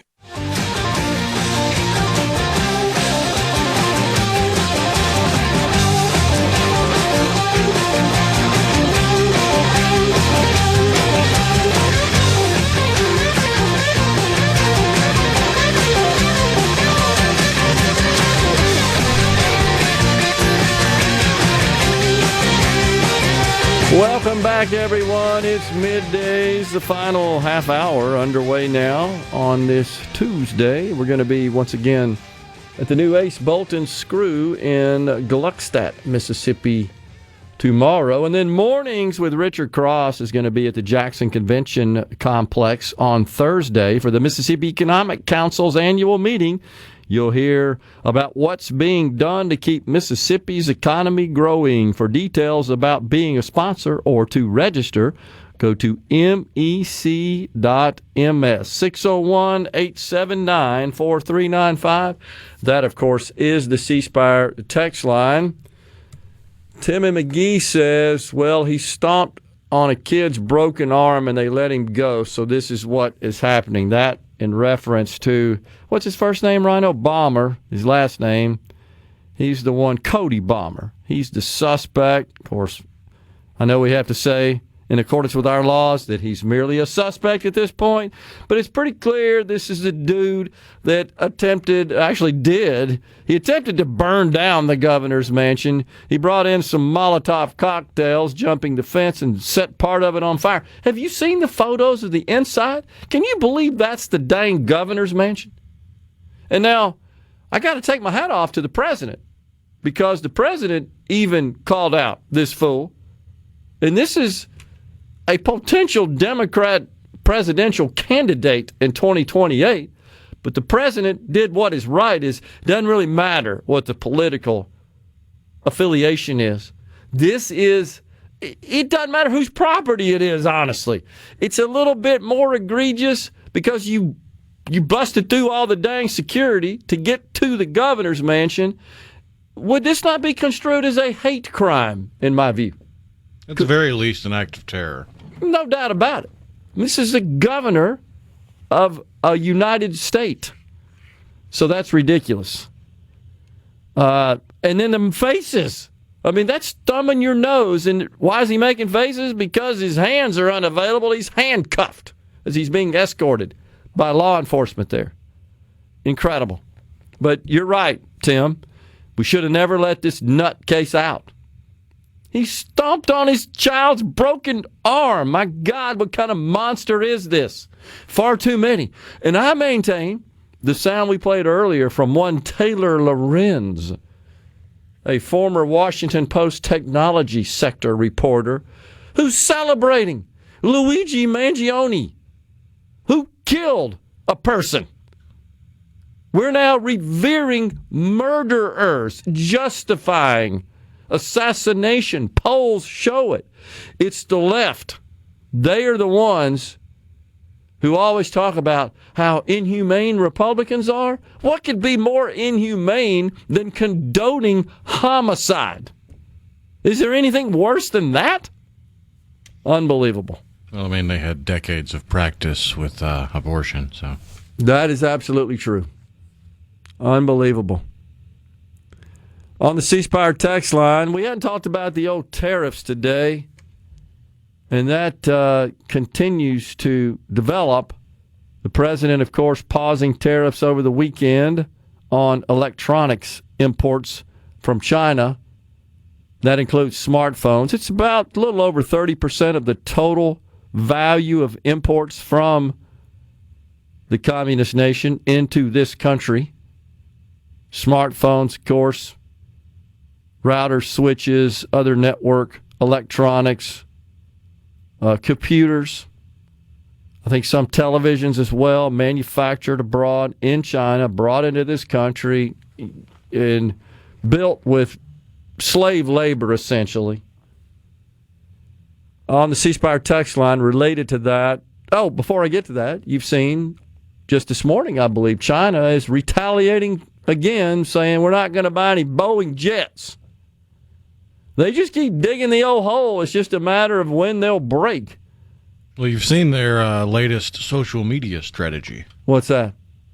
They have a team, I guess would be a way to call it, maybe a cadre of Chinese social media influencers that are going to the various factories producing luxury goods and breaking down the pennies on the dollar cost to manufacture said luxury goods to point out how much you were paying in markup. Yeah, like Louis Vuitton was one of those, Louis right? Vuitton, what's the frou-frou? Hermes, is that how you say it? The leather bags that cost more than most car payments? Yep. Unbelievable. Nikes, and so they're exposing Birkenstocks. They're going through all of them going, the raw material is like this, like for the purse. The dude went through, you get leather from 3 of these manufacturers, and he listed off the 3 manufacturers from the 3 different countries, and he's like, the amount of leather for this bag is going to cost you about $450, and then on to the accessories that you got to put onto it and all that kind of stuff. Oh, man. On the C Spire text line from the 205, Gerard, I don't think a lot of people realize how slow the furniture industries in central and northern Mississippi are. I work for a supplier in Verona, and we've gone through layoffs and now 4 days a week. Most of the plants that we supply have also gone through layoffs and are down to 3 to 4 days a week. This hurts a lot of families because the furniture industry is a major employer in this area. So I asked, what's the reason for the slowdown? Just lack of sales. And I appreciate that. Most people aren't replacing their furniture when it takes everything they make and then some to pay everyday bills. So that would suggest to me, and I've heard the same anecdotally as well from some local merchants, but that suggests to me that we got a long way to go to rid ourselves of this crushing inflation. Even though it has moderated, wages just are barely keeping up with that. So the net of the increase in wages we've experienced the last 2 or 3 years and the increase in the cost of living is pretty even. And I think a lot of people are also holding back, worried about the future, consumer sentiment way down. And you have to be honest, Rhino. It doesn't help when you're thinking about making a purchase, and I would consider furniture to be a major purchase. Depends on how much you buy and what you buy, but there's a reason why there's financing available, because it typically is a major purchase for, I think, most furniture buyers.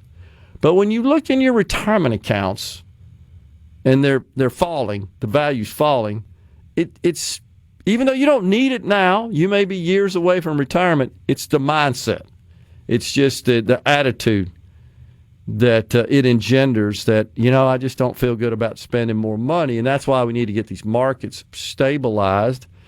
Now, I've seen a lot of folks, even on the right, say, well, it's time we help Main Street, not Wall Street. Now, I disagree with them. Main Street and Wall Street are inextricably linked. There's no question about it. When 65% of households in this country have stock investments, that tells me that they're relying a lot on the performance of Wall Street for their eventual retirement. There is no greater generator of wealth on the planet than the U.S. stock market. Just no way.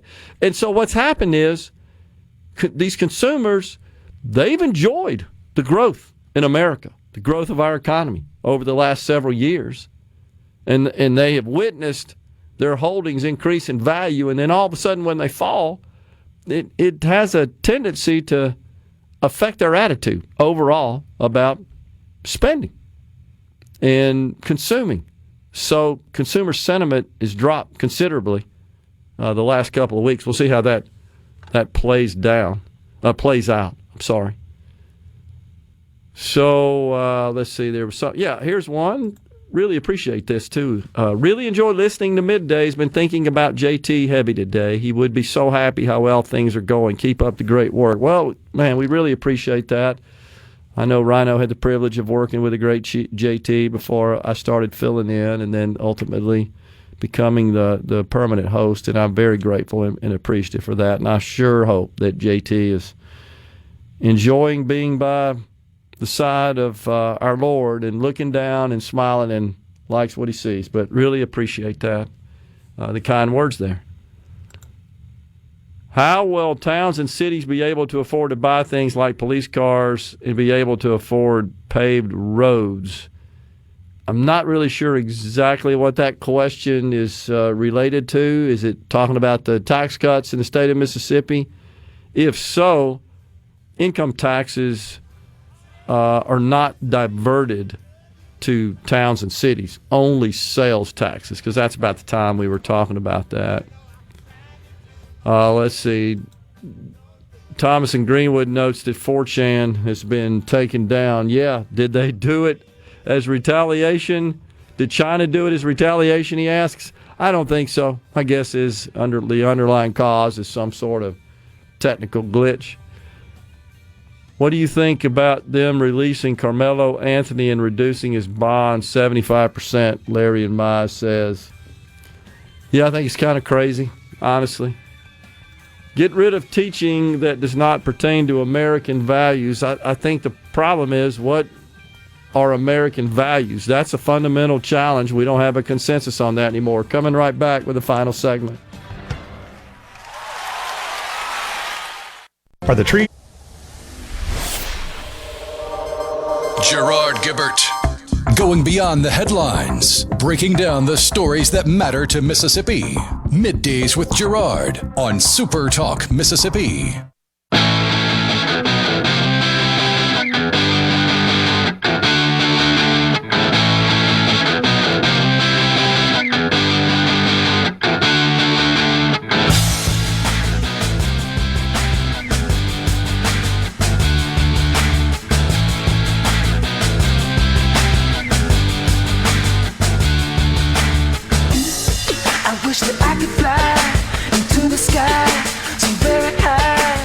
Welcome back, everyone.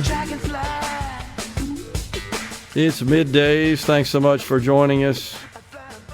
Oh, Marjorie Taylor Greene is being called out by the left because she bought the market dip before the president paused the tariffs. She also dumped her treasuries as well before the big sell-off. This was on the 8th and 9th of April, the day before the president's announcement. It's being reported, and she, by the way, complied with all the various filings. You have to do that, members of Congress. Bought between $21,000 and $100,000 in stocks, and also dumped between 50 and 100 of Treasury bills. That's according to her public disclosures, which are required. So the Democrats in Congress... So sneaky. Oh, I know. The Democrats in Congress have demanded investigations. Oh, my gosh. So the President of the United States tells the entire world to buy, and someone publicly sells and buys, and that warrants an investigation. It's a little ridiculous. On top of that, you can't connect those dots just because a person trades stocks. I mean, the only way to fix this problem... If you're going to connect those dots, you need to start connecting dots between a whole bunch of other Congress people and a whole bunch of other stock trades. Which is, to my point, I think that validates my point that I'm about to make, which is it's either got to be all or none. I mean, because it stands right now, you're able to trade stocks individually as a member of Congress, but you can't engage in so-called insider trading. And that's extremely subjective. You can't just point to every trade and say, insider. I feel like that's where we are. So maybe we just ought to ban all of it or just allow all of it and just shut up. One or the other. Because I don't think we'll ever get a consensus on what exactly is insider trading. I know there's a legal definition for it, but applying a situation or scenario or that definition to a situation or scenario is a subjective process. What are we going to do? Litigate every stock trade? It feels like that's where we're headed. I mean, we're litigating every executive order. Well, I agree. So it sounds to me like, to a great extent, just a big old waste of time. I don't know that there's anything to be gained from that. If they were doing it with taxpayer money, I'd have a different take on it. I just don't get too bent out of shape about it, especially when you look at the net worth of members of Congress. And again, I'm just going by what they officially filed. They may be lying about it. If they are, they're engaged in federal felonious activity. A congressman lying? I know, and they could be. I'm just going by what they filed. The humanity.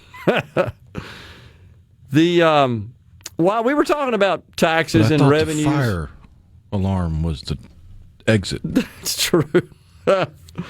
Oh my! Isn't that person running again? Isn't that supposedly? Yeah. See something about that? The congressman from New York pulled the fire alarm. Oh man! Last week, Elon Musk, last Thursday, I believe, met with the cabinet and informed them that the 2026 budget could be $150 billion lighter because of DOJ's findings. Now, what caught my attention was that I thought we were shooting for $1 trillion, but now that's been backed off to $150 billion. That doesn't even offset, again, the organic, natural increases in Social Security and Medicare. I just would like to see the Congress really start addressing this situation in earnest and get off the sidelines about this. We're going to get some sort of bill, I think, out of this budgetary framework that I hope gets passed. But I'm not terribly optimistic that we're going to see any improvement in the deficit situation on a run rate of $2.6 trillion at this point for this particular year. So that is definitely a concern. The whole tariff debacle is, again, rattling markets. The Dow, I've been watching it here in the studio, up and down, up and down, up and down. And no consensus for sure. Didn't get to this today, and we'll certainly attempt to do so tomorrow, but the PERS community, the Public Employees Retirement System of Mississippi, still really upset about the fact that the legislature doesn't appear to be poised to provide any additional funding into the system this year, even though they haven't hammered out a budget. And one of the association president went to social media to request, really implore our legislature to increase the employer contribution rate immediately, actually. And that would mean to 25.92%. That would mean more taxpayer dollars to PERS. We're out of here today. Back with you tomorrow. Stay safe, and God bless everyone. A SuperTalk Mississippi media production.